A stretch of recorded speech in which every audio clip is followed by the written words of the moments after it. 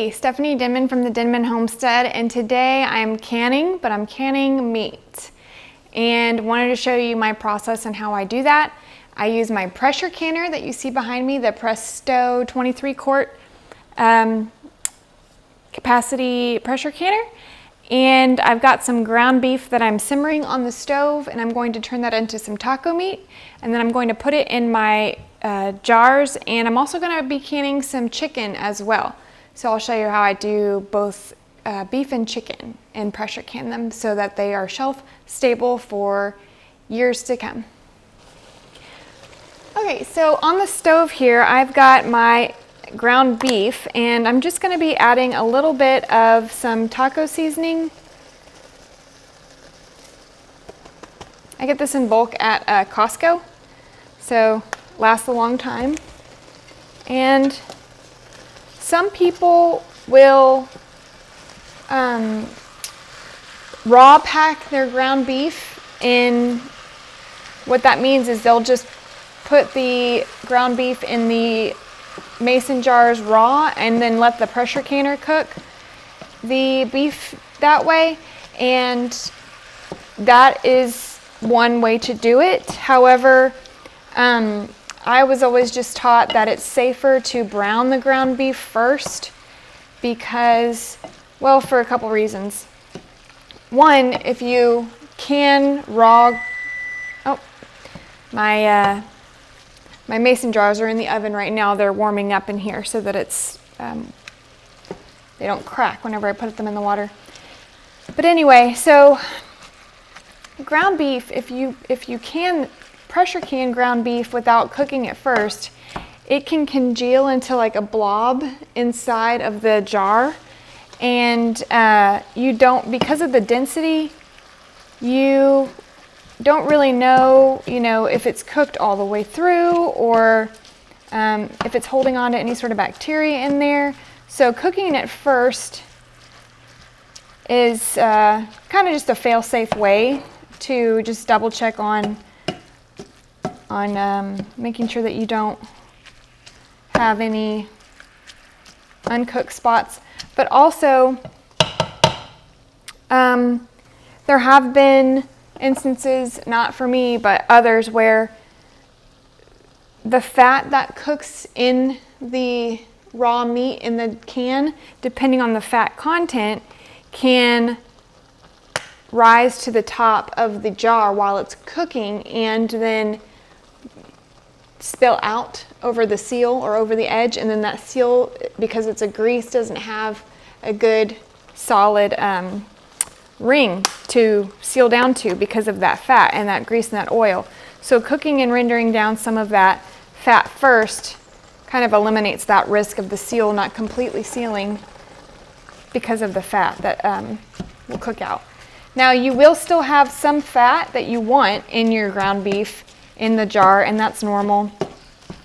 And there may be a layer, like a fat cap on top of the beef in your jar. That's okay, that's normal. You just don't want so much fat that it will not allow the seal to properly seal down. What I'm using here, it's by Pampered Chef. It's a chopper. I love it. It helps break apart these large chunks of beef whenever I'm browning meat.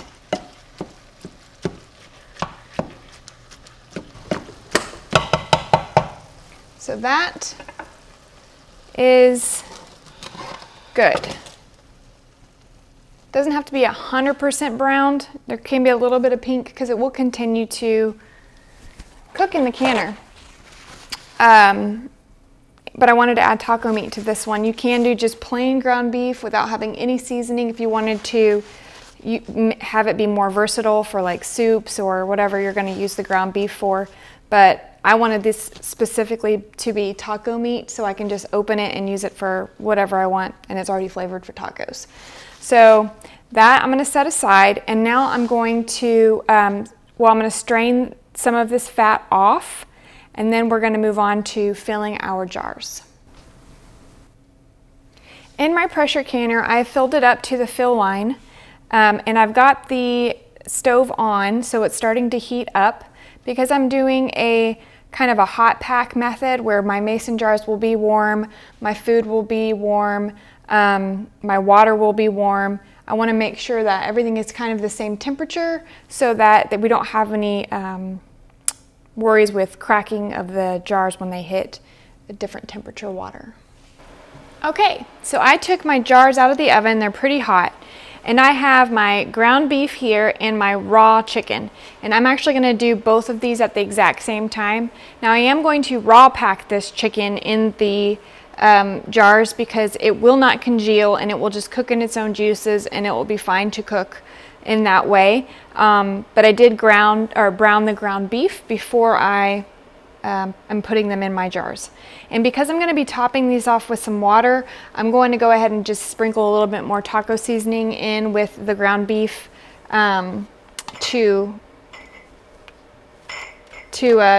I'm adding water and I don't want it to be diluted so much. So I'm going to go ahead and get my funnel going in these wide mouth pint jars. And I'm just going to pack as much in here as I can.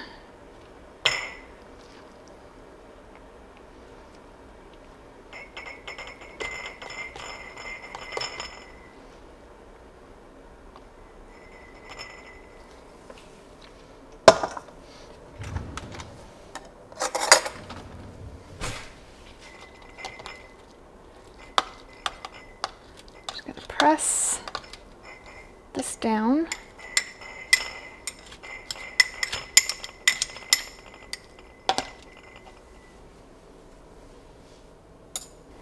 And I want to make sure that I leave an inch head space. So I'll come back to that. I have my meat in this strainer, and the strainer is over a bowl, so it's straining out all of the excess fat. We have a really great local meat market near us, and they have wonderful cuts of meat, and then also they pre-season a lot of this taco meat, so I really like their seasoning on the chicken, so I had it pre-seasoned, so I'm not going to add any extra seasoning to the chicken because it's already done for me. I'm using wide mouth jars. I just feel that it would help get the meat out easier. Both the chicken and the beef will process at the exact same time. They need about 75 minutes for pints and 90 minutes for quarts. So these are pint jars. This one didn't fill all the way, that's okay. And so we'll do 75 minutes for these. Now I'm just gonna take my raw chicken here and I'm gonna do the same thing. I'm going to just put it in here. And the chicken will cook in its own juices as well, so it'll be nice and tender when it's done. Okay, so we have all of the jars filled with the ground beef and the chicken, and I have my chopstick here. I'm going to top these off with some hot water. And I'm going to leave just an inch of headspace. I'm going to take my chopstick and I'm going to run my chopstick down the sides of these jars, and I'm going to try to get out as much air bubbles as I can to let the liquid soak down, and then if I need to top it off again, I will. Just going to add a little bit more seasoning on the tops of these and it will cook down these ground beef ones.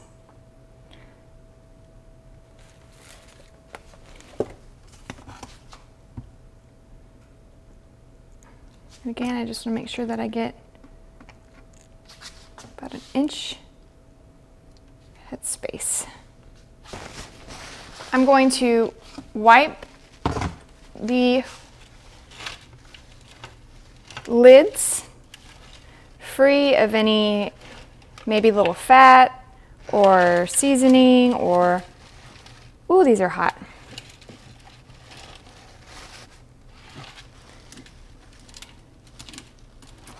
I'm gonna wipe all this down so that the seal can seal.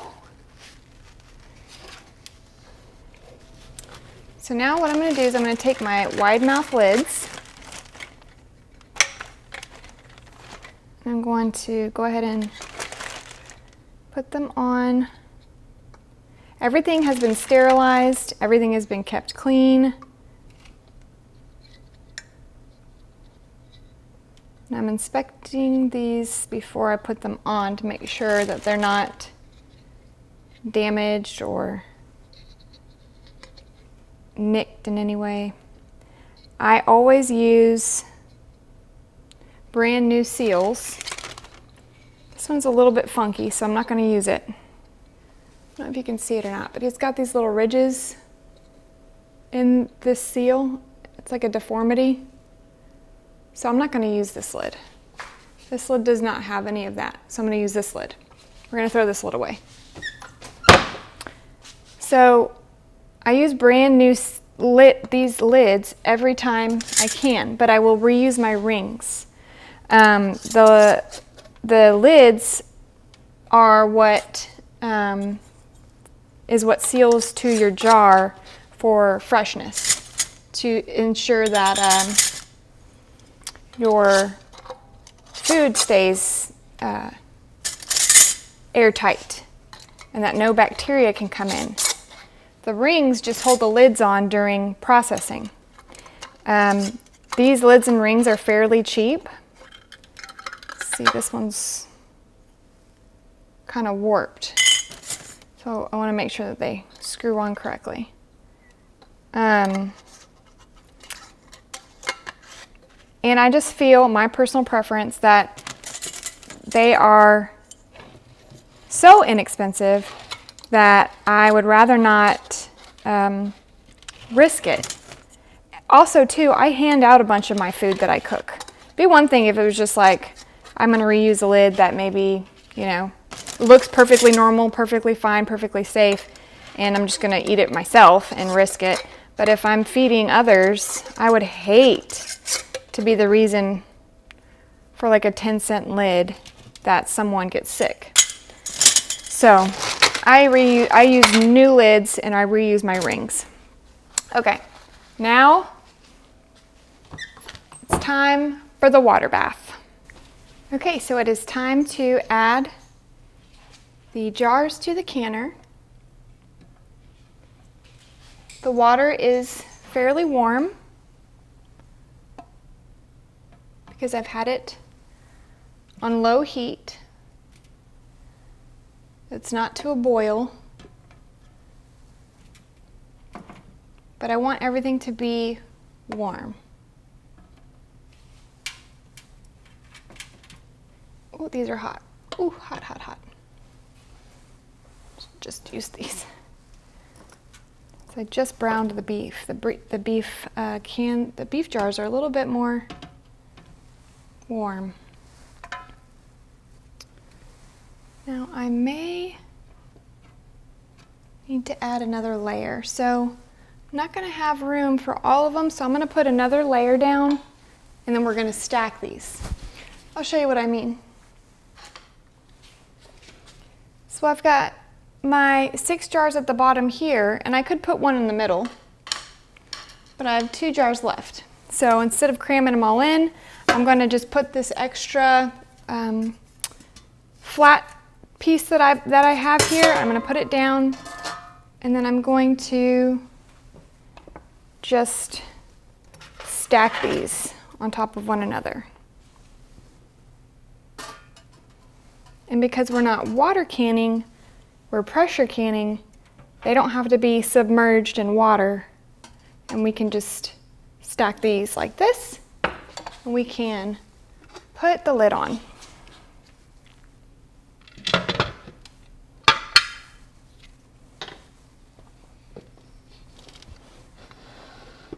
Okay, so now what I'm going to do is I'm going to bring the temperature up, turn the temperature to high, and I'm going to get this coming to a full steam.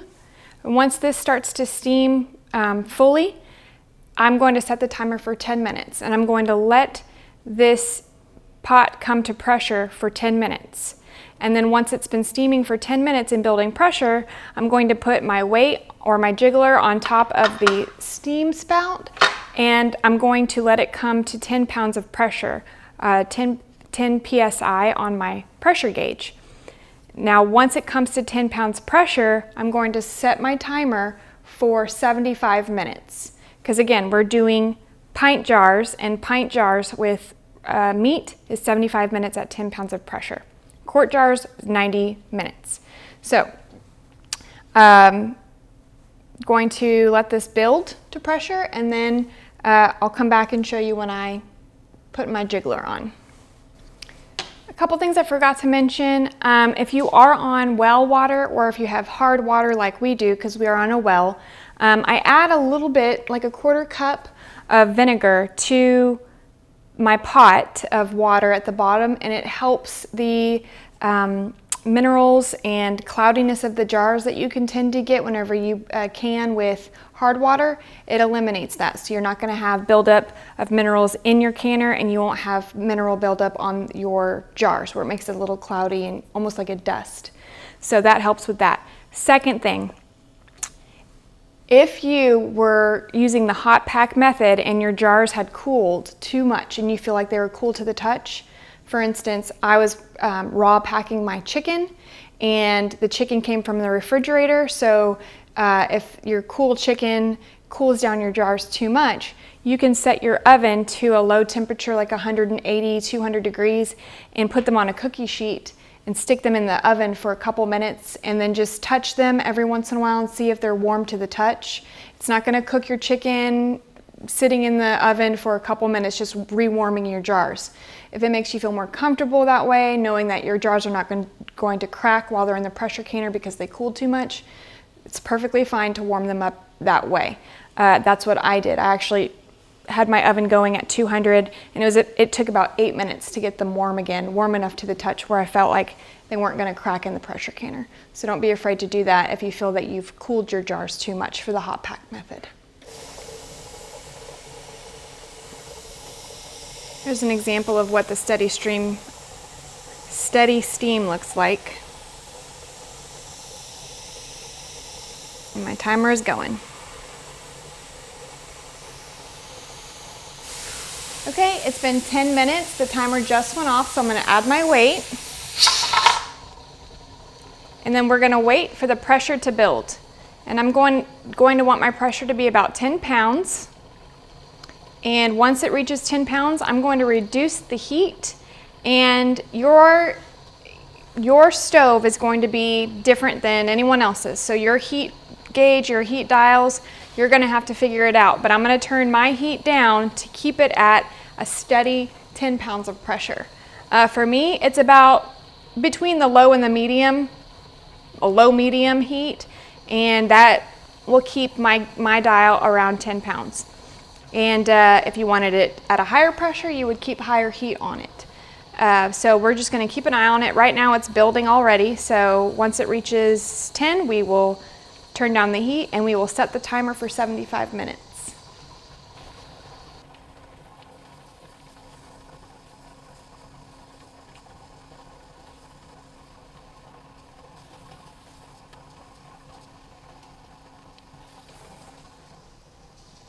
Okay, now that it's reached 10 pounds of pressure, I'm going to set the timer for 75 minutes.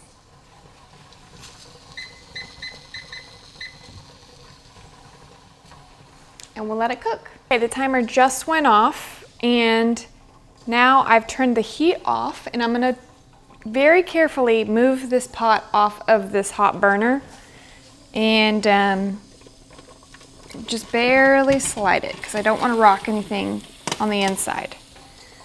But now we're just going to let this, sit. And so you may be tempted to take the weight off of the steamer port here. Don't do that. Let the pressure come down naturally. So just keep everything as is. When this pressure gauge goes to 0 and this indicator here of the pressure is down, and has fallen back in the lid, that's when you will know it's safe to remove the weight and to unlock the lid and open up the top. So everything is still going to be very hot inside, so just know that. And then we're going to set the cans on the counter for 24 hours so that they can seal properly. So I'll show you the next step when we get there. Okay, we are back, and while I waited for the pressure gauge to return to 0 and my little pressure top here to sink back down, Alora and I went out into the garden and we picked for the first time the most gorgeous green tomatoes. They're huge. And we picked some green beans as well, but you'll have to keep an eye out for the video that we're gonna do, because we dropped off a big box of green tomatoes for Kim, because Kim always does fried green tomatoes. And I'm gonna try to do fried green tomatoes too, and maybe we can do some sort of like comparison. I don't know if I'll beat Kim's, because Kim's been making fried green tomatoes forever and I absolutely love them. I don't know what she does. I don't know what she sprinkles on them. They're so good, but I'm gonna try some too. Not today, but I will try them. And so yeah, be on the lookout for that video. And now we are going to take the lid, we're gonna take the weight off. There's no steam coming out. And be careful though, because when you lift your lid off, or when you take your lid off, it's still gonna be super hot in there. So try to lift your lid away from you, letting the steam kind of exit that way. And there's some condensation in there. And just set your lid to the side. Oh man, it smells so good. And now what you're going to want to do is you're going to want to lift out straight up. Don't tilt them. And it's going to continue to boil. Everything inside is going to continue to boil. You're going to see bubbles. That's normal. Just set it straight down on the counter, and it will continue to boil for quite some time. That's okay. That's just the cooking process happening there. Okay, and let me get something to get this lid off.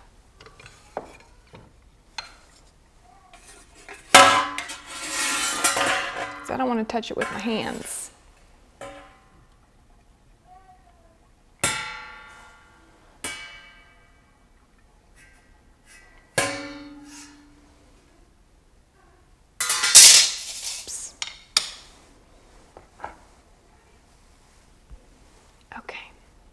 Oops. You hear it? They're already starting to seal. That's a good sign. I love the popping sounds.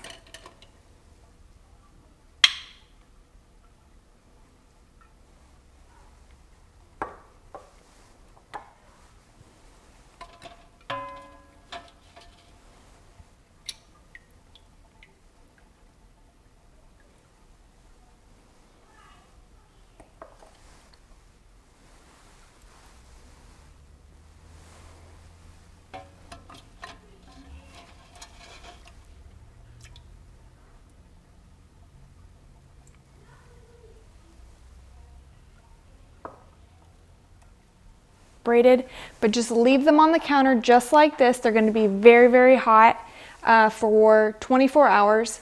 And then the next day, just come by and see and make sure that every lid has sealed. You don't want to hear any popping noise when you press down on the top. You want them all to be completely sealed on top, and then they will be good to go. Just write the names of what you have in there, like taco meat, and then write the date so that you know exactly when you've made them, so you know how long they'll last.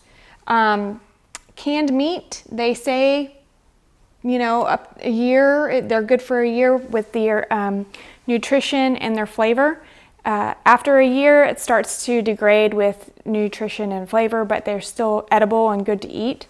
Some people say that they can last years and years and years. Mine don't ever make it that long, so I'll be eating these within the year for sure.